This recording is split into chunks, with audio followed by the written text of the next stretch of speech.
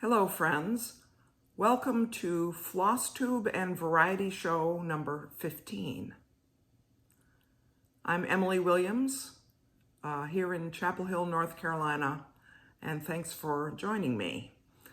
Because this is Flosstube, you can expect to see some of my cross-stitch projects, and because it's a variety show, you can expect to see other things that I'm interested in, so we'll see what happens today. So let's get right to the cross stitch. First, I'll show you Temperature Tree by StitchinMommy.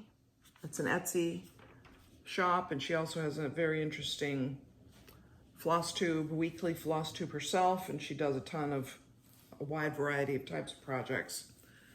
This is Temperature Tree so far, and I worked on the end of August and first couple days of September. You see there's one new green leaf there. It was 96 that day. So altogether there have been 4 days. You see 4 green leaves there that have been 96 or above. One of them was 99. So it's September. Now that it's September, it's unlikely we're gonna have a day over 100 between now and the end of the year. So I won't have to make the decision of what color thread to use for a temperature over 100, so I suppose that's fine. And really, if you ask anyone around here, we're mostly ready for this mid to upper 90s type temperature to be over. We're ready for autumn, so that'll be fine. Under the Roof of Blue Ionian Weather. This is a painting by a 19th century artist. Let's see, I have it written down here. It's in the, by the way, I put all the information, more information than I say in the video. I put it in the description box if you want to look up more things. So the painter is Lawrence Alma-Tadema. And I'll stop talking and I'll just show you. I've been mostly working up here in the sky around that rose bush. And there's a lot of confetti in that rose bush. There's a lot of confetti really throughout the whole piece, which is why it looks so great. And a lot of blended threads, which are a little tiresome, but they're fine. They really do produce nice results. I probably, since I have the hoop off of it, I'm going to probably move down to the bottom and start working on the marble section again, and then work my way back up or jump back up into the rose bush or something. That's probably what I'm going to do. The part that I have gridded will not take me over to any of the other women in the picture. I also worked on Ornament, and this is, I got this from a Etsy shop called ZephyrMood, and I'm doing it in an 18 count Aida in the recommended 2 colors of blue, which that detail is down there. But I finished, I think the last time I had not finished, whoa, it's hard to hold this. Anyway, down there at the bottom, the one that has the arrow looking things, I finished that, and I did that entire next one. See if you can see it. I can't really tell if it's focusing. Hopefully it is. But that's been fun. The nice thing about those is that there's symmetry, so I don't have to study the pattern all the time. And this is the first weekend in September, and the first weekend in each month is the Blackbird Designs Weekend Stitch Along. A lot of people on Instagram are doing that, and there's a hashtag which I've put in the description box. And I'm working still on Salute to Abigail, which I've shown monthly before. And what I hope to accomplish this weekend is to finish this big flower pot arrangement thing. I have the urn, and just last night I started stitching this part, or is it this part? I can't tell. Some part. So I hope to finish that. That would be a big accomplishment for the weekend. And once that is done, there's just a few motifs remaining. That's from this book, by the way, called Sweet Land of Liberty. And there's some beautiful other projects in this book, which I might do. But here is this piece. And you can see I've started on the viney parts, the branches of that flower pot, and I have maybe a quarter or maybe a fifth of it done, so we'll see. This is a long weekend, but for me, every time the Blackbird weekend comes along, I make it into a long weekend. But I like that. It's fun to do that. It's a pretty nice pattern, and in terms of how it's written, it's easy enough to read. It's paper. Unlike several of the others I've been doing are PDFs that I have loaded into Pattern Keeper, which is an Android app. And in order to use that, I actually bought an Android tablet because Byron and I are Apple people. But I bought an Android tablet in order to use that pattern because it's such an excellent not pattern, but program. Now, I bought a few things. I bought some patterns. This is just one. This is a reproduction of Monet's Sunflowers. And it is by Cross Stitch Obsession, which is an Etsy shop. And that, if I did it on 14 count Aida, it would be 2 1/4 by 2 3/4 inches high in size. It's full coverage. I haven't done it. I haven't started it. It's about 1,100 stitches. So it's not, you couldn't just whip it out in an afternoon. It would be, for me, it would be a week's work because I would be working on other things at the same time. But I don't think I'm going to do it on 14 count. I think the biggest I would do it on would be 18 count. So it would be really small. And I have to confess, I bought some more. I have about maybe 5 of those tiny art reproductions. One of the reasons I was attracted to them is because they're art reproductions, because they're small, and also because they're full coverage, because I belong to a Facebook group called Full Coverage Fanatics. And since I have only one full coverage piece, I rarely can meet any of the challenges in terms of the thematic prompts in the challenges. So having a wide variety of full coverage pieces I would be more likely to be able to meet a prompt. And frankly, they're so small, I could do them all on one piece of fabric and then later cut them apart to do the finishing on them, whatever I decided to do about that. So that is what I've been working on and my thoughts about future cross stitch. So I'm going to move on to just one other thing. I did finish this weaving I was doing. I showed a video of it a little while ago, a couple of videos ago. I talked about it twice. Whoops, that's the back. Here we go. And I ended up, I had mentioned that I goofed up on it, but I did end up with about 5 feet of not goofed up banding. And so this is the front of it. This is the front side, and this is what it looks like on the back. So it's not unpleasant on the back, but this is clearly the front. And I just cut it off the loom, and then I cut off the part that was messed up, and I just unwove it to make a little fringe. And so I'll probably trim this.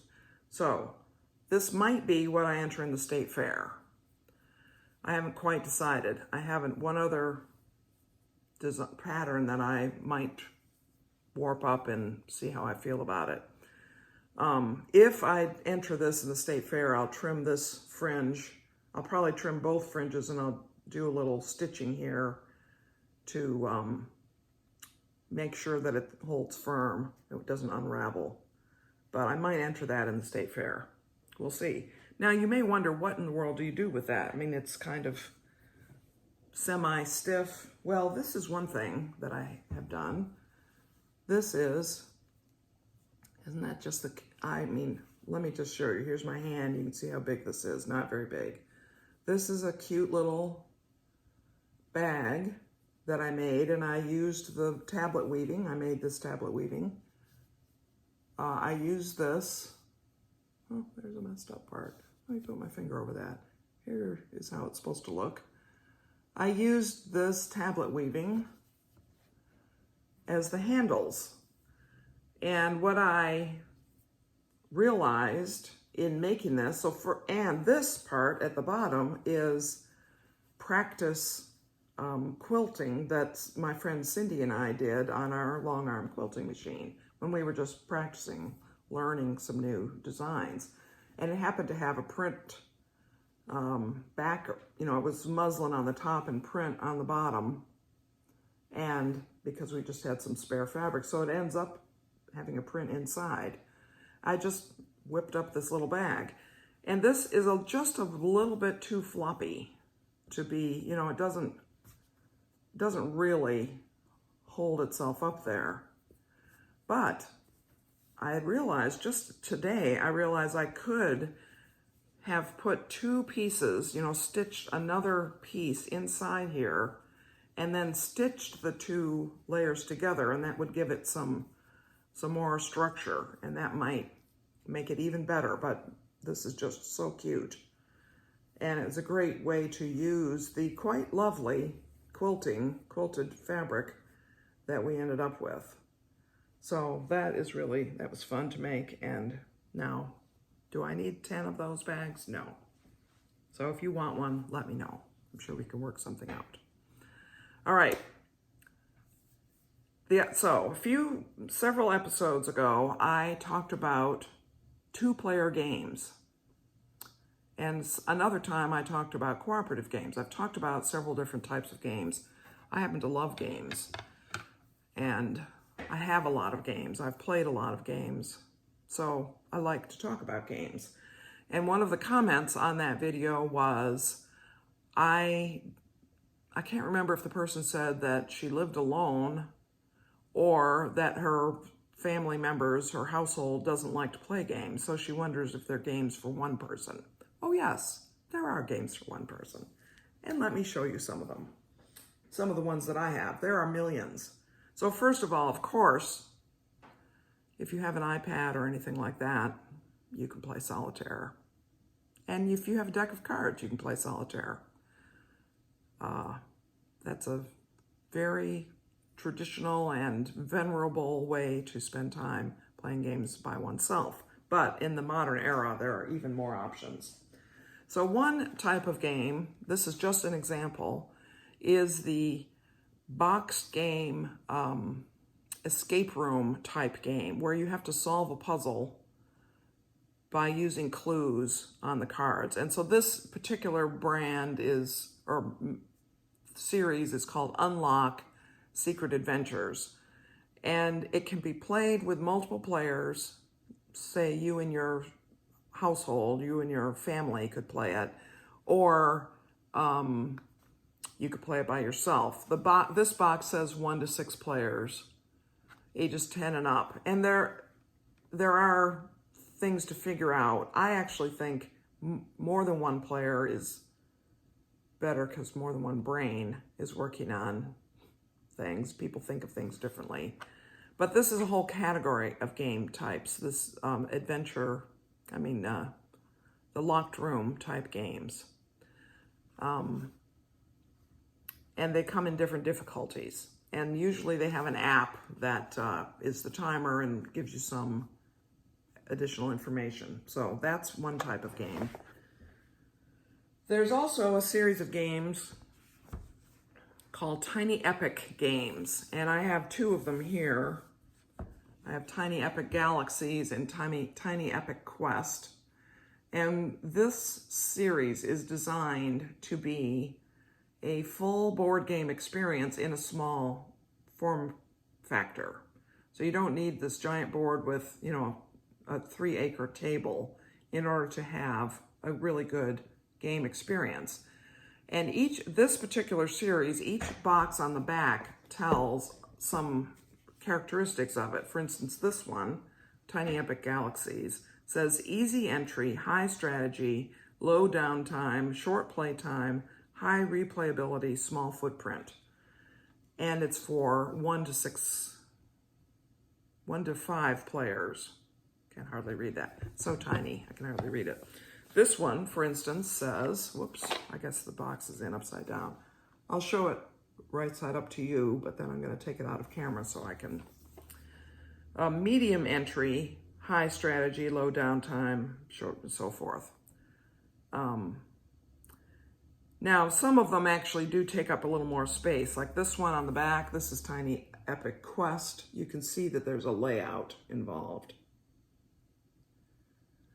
But my experience with these games is they work I would say quite well as one-player games.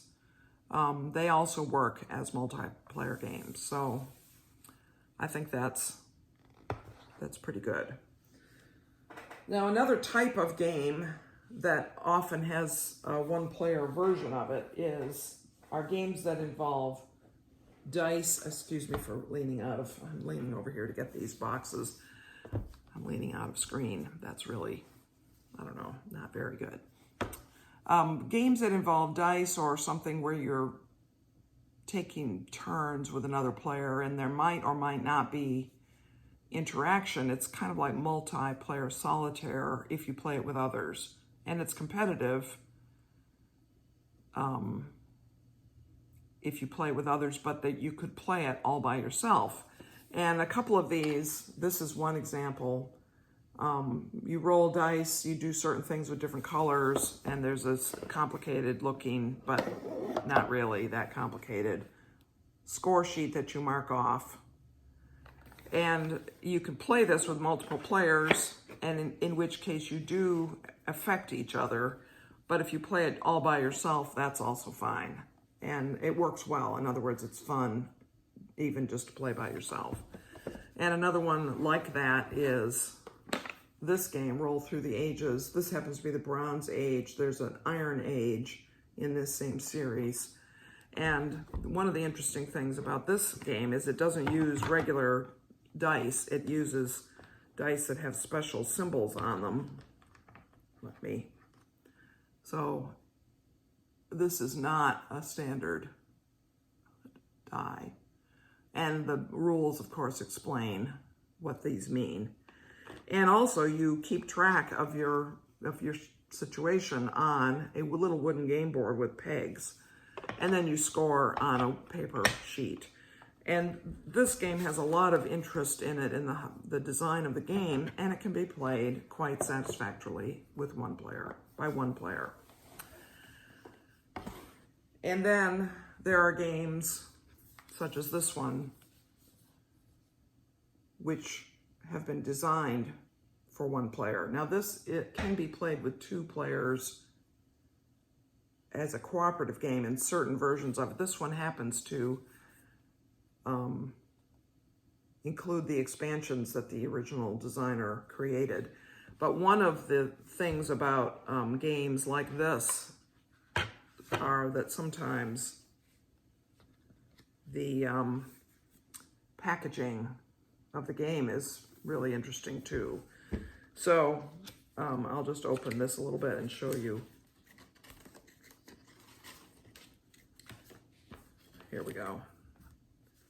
So this is a maze. You're trying to get out of a maze, basically. Here's how. When you very first open the box, this is what you see. And then you open the flaps and you see more.